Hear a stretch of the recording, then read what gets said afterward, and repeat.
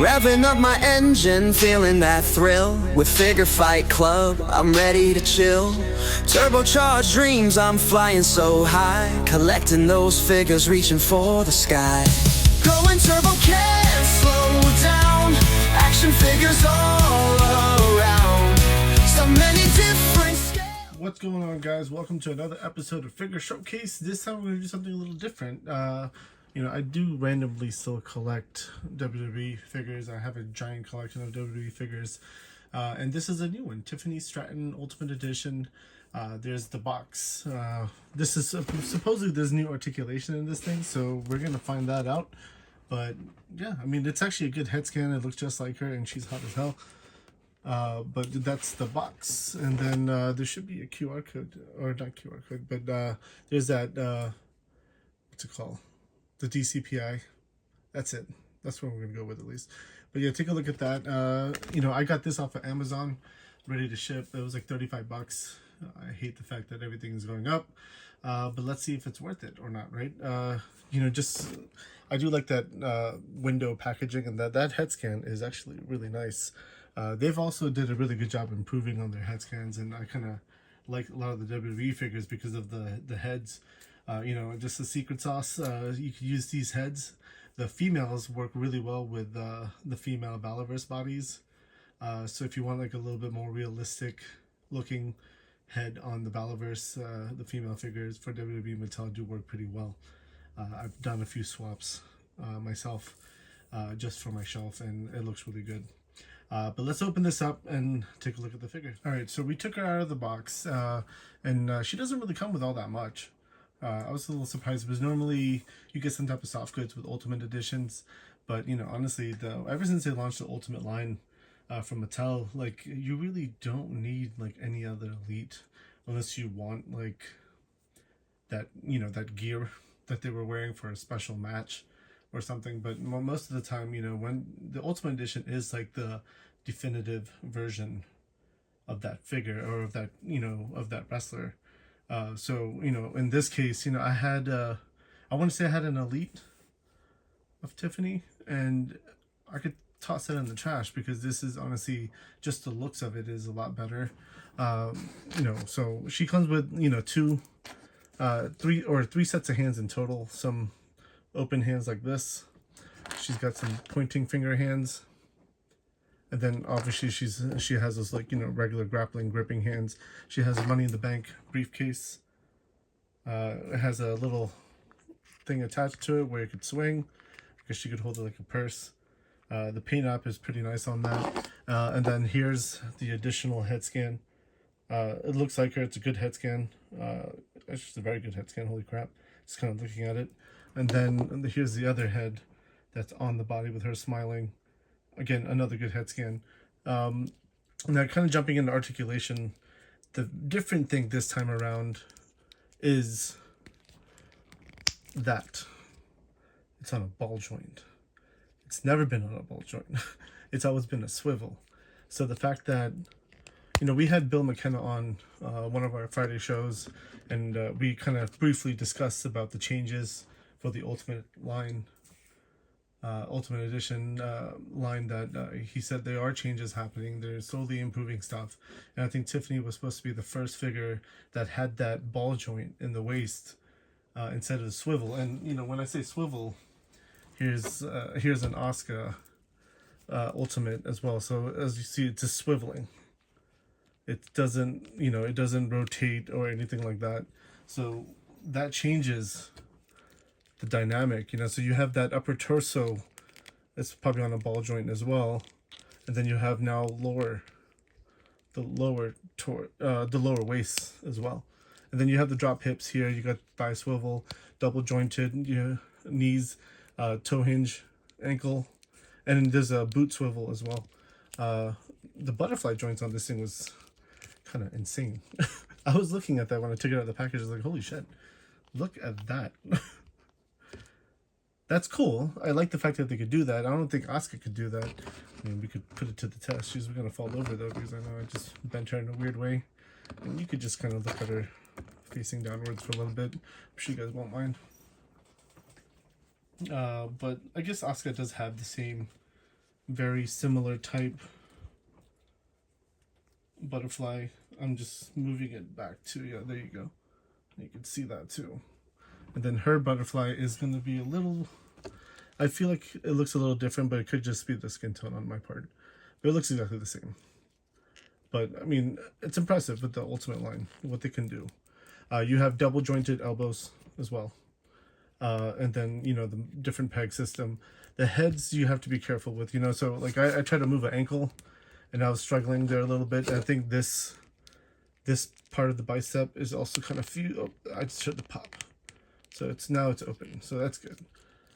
You know, some people do complain that some of the Ultimate Edition, due to the additional articulation, they make them a little bit bulkier. So, I mean, you guys tell me your thoughts about that. I mean, Tiffany is bulkier generally. She's a, you know, bigger, thicker chick. But, you know, there's been a lot of complaints. I know, like, the first Eddie Guerrero Ultimate Edition figure that came out, he was, like, roided out. It was, like, kind of ridiculous how roided he looked. But the new one that they did with the WCW LW era, he was kind of like, you know, more, you know, like the way he looked. I guess this is small improvements. I'm going to bring this down just a little bit. There you go. And then, but yeah, ultimately, I think this is a good figure. It looks great. The details on, again, the detail is always the key for a lot of these things. This will fit right into the whole WWE collection. And I have a lot of WWE figures, so it's kind of borderline insane.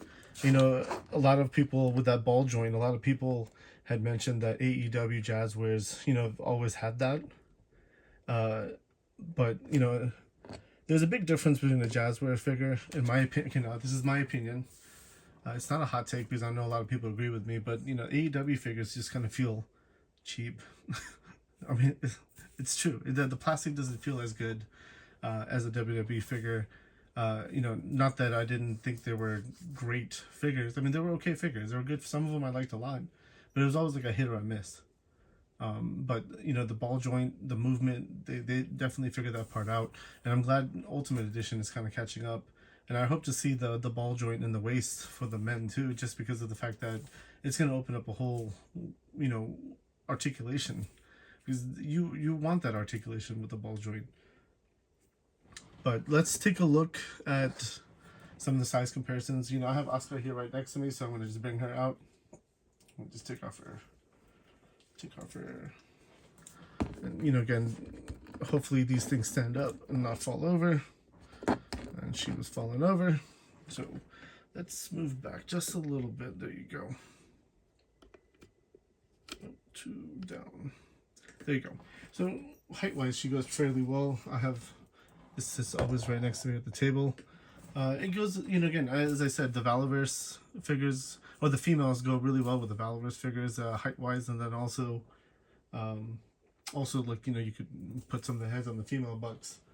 I have a female one right here too, so let's push her out. Hopefully she stands. But yeah, you know, she's a little smaller, but again, actually it works pretty well.